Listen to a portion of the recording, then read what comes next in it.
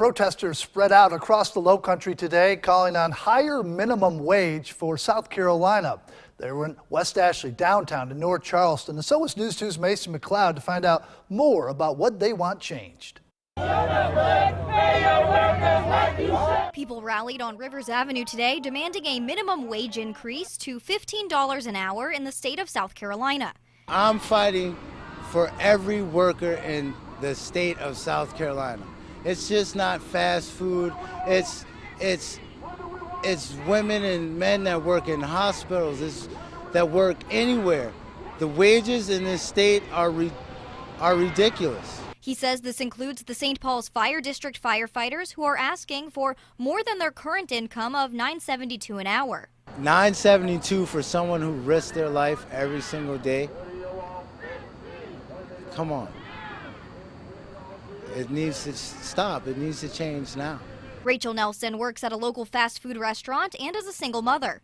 She says by the time she pays for rent, electricity, gas, and childcare, there's nothing left. I just get an apartment last year. For at least 3 years, me and my kids were sleeping on people's floors because I couldn't afford a place to live. And the only place that I could get was public housing because I can't afford to stay anywhere else. If I go try to stay anywhere else, me and my kids will be back homeless. At the rally today was Louise Brown, who marched alongside Coretta Scott King during the Charleston nurses' strike of 1969. It's the same struggle that we had then that they're having now. As a matter of fact, their struggle is harder than ours. It's important too. The times have gotten so much higher. The rents are so expensive. She says a minimum wage increase and more affordable housing is what the community needs to solve poverty and crime. I never thought I'd live to see this. It's awful, it's horrible, it's heartbroken.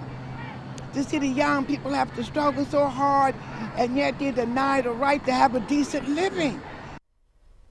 The protesters emphasized to me that they are not only fighting for fast food employees, but anyone who makes less than $15 an hour. Macy McLeod, News 2.